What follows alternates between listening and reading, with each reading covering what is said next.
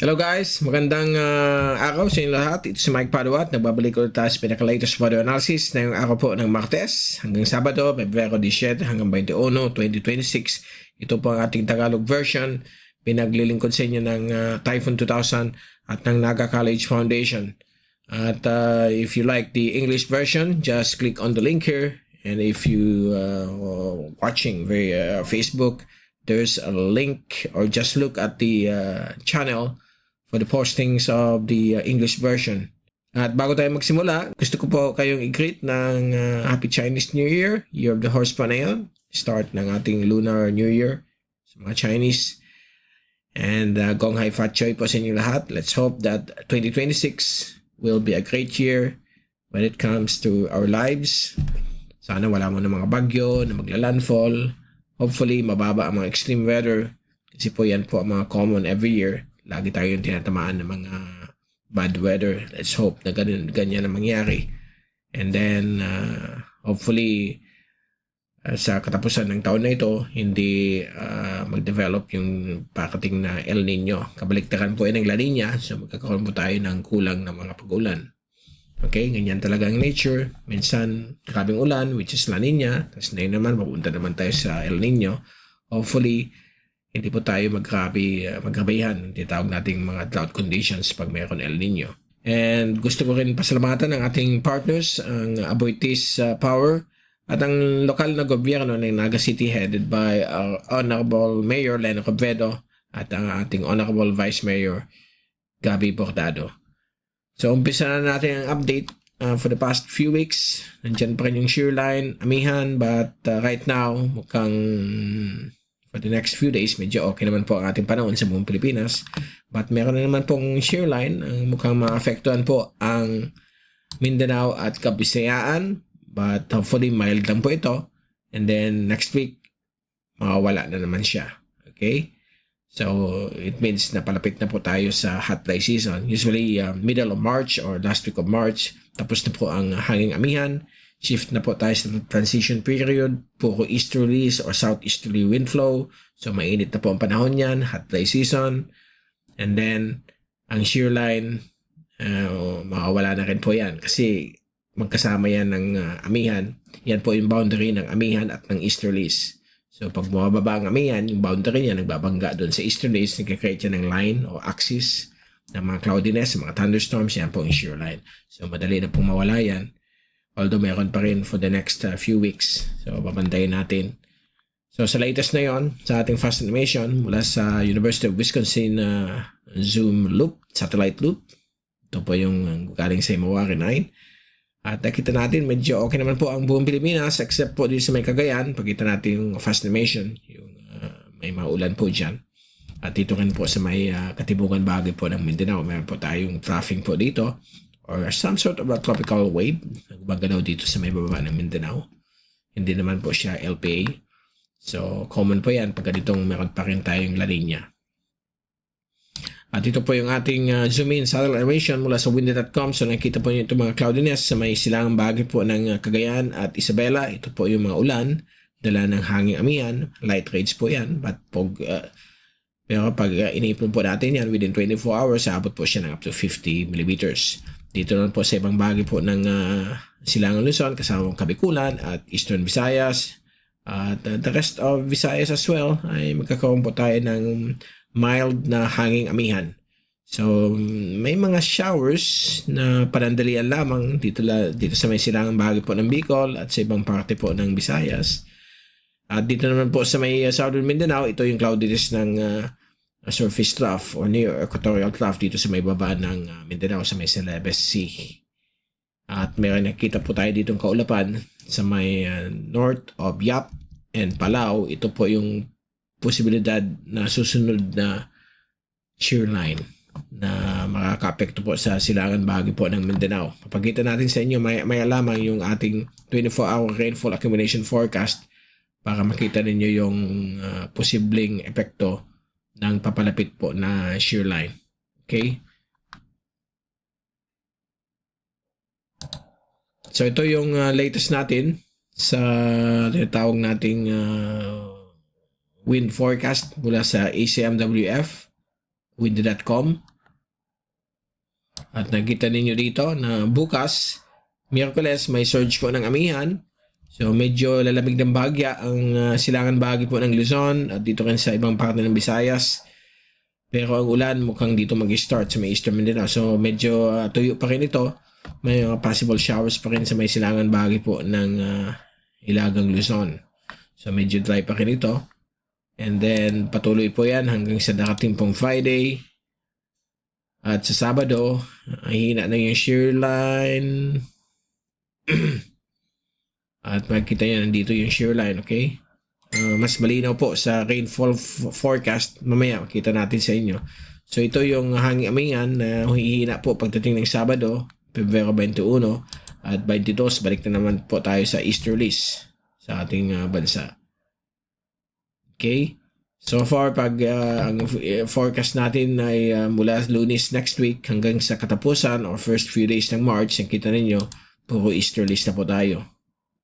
But again, ang uncertainty nitong forecast nito ay very high. Mababa ang probability, so hindi pa po tayo sure kung ito ang matutuloy na forecast. But so far, next week, balik tayo sa easterlies. And then by March 1, 2, and 3, meron po tayo nakita ditong parang shallow o mahinang LPA na mukhang mabubuo malapit sa Palau. So babantayin natin ito. But so far may mahinang northeasterly wind flow dito sa Visayas at Kabikulan. So far yan po ang pinapakita ng forecast. But itong forecast na ito is 13 to 14 days from now. So very low ang probability at highly uncertain. Hindi pa natin sure kung matutuloy yan. Now sa ating 24-hour rainfall accumulation forecast mula sa Windy. So ngayon, nakita natin itong may mga konting ulan sa silangan bahagi po at hilagang bahagi ng Cagayan. Kasama po Isabela dahil po yun sa mahinang katamtaman na amihan. And then bukas po, Miyerkules, patuloy pa rin na okay naman po ang panahon sa buong bansa except for Eastern Mindanao o silangan Mindanao. Meron po tayong nagde-develop po ditong shear line. So magbibigay po ito ng mga rain showers and isolated thunderstorms of up to 50 mm na ulan. And then pagdating po ng Huwebes, Pebrero 19, magpapaulan pa po ito sa may area po ng eastern sections ng Davao Oriental at buong Caraga. Kasama po dyan ang Agusan, Surigao provinces na pwedeng umabot po ng between 50 to 100 mm ayon sa forecast ng ECMWF. And then pagdating po ng Biyernes, okay, ito pong shear line ay aakyat bahagya dito sa may bahagi po ng katibungang parte ng silangang Kabisayaan sa may southern tip ng Eastern Samar. At dito rin po sa may central at southern Leyte. Hanggang dito sa may northern Caraga at Bohol, may mga possible rain showers and thunderstorms po ay kayo dala ng maiksi na shear line. At posibleng may mga ibang areas po dito pero umabot po ng 50 to more than 100 mm lalo po sa gabi ng Biyernes hanggang sa Sabado. So sa Sabado, akit po siya sa may silangang parte ng Samar at dito rin sa may patuloy pa rin sa may southern at eastern Leyte hanggang sa may area po ng Bocas Grande, Dinagat Islands. Kasama din po dyan ang Bohol. Yan po ang shear line. And then pagdating ng Linggo at Lunes, ang shear line ay mag-shift po dito sa may silangang bahagi po ng Kabikulan.